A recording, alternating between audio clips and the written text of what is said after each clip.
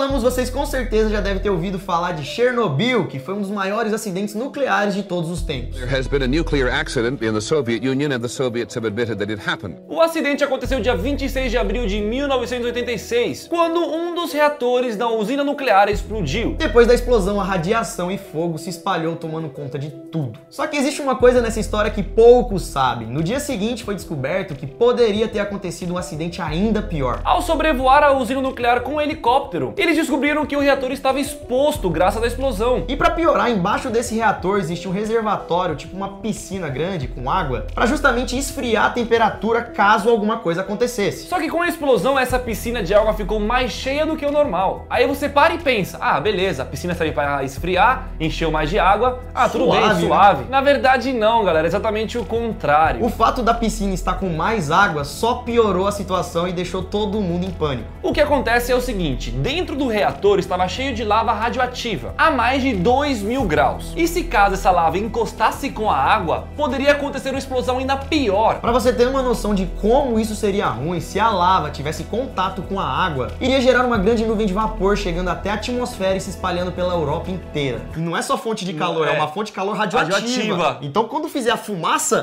a fumaça vai... Com isso, estima-se que a radiação liberada seria suficiente para contaminar o lençol freático daquela região. Em poucas palavras, a água que abasteceria uma parte da Europa ficaria contaminada. Ou seja, mais uma vez, o acidente de Chernobyl que todo mundo conhece poderia ficar muito pior, se espalhando ainda mais para a Europa. Então alguma coisa tinha que ser feita, né? E urgente.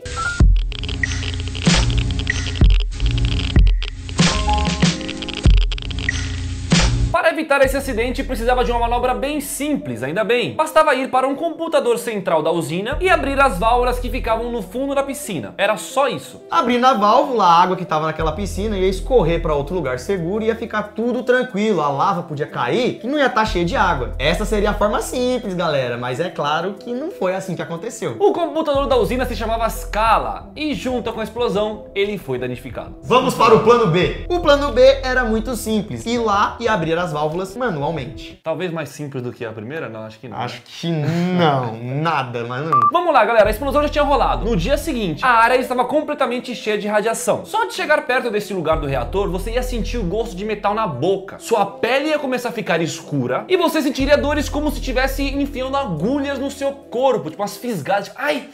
Sem falar que você ia ficar meio zonzo, aos poucos perdendo equilíbrio, enfim. Isso tudo em poucos tempos de radiação. Imagina, né? Logo depois. Resumindo, galera, era um caminho sem volta. Quem fosse abrir as válvulas ia morrer. Tava demorando demais pra alguém resolver aquilo e foi aí que dois caras chegou. Vambora! Vambora, a gente assume aí o BO. Deixa conosco que nós vai.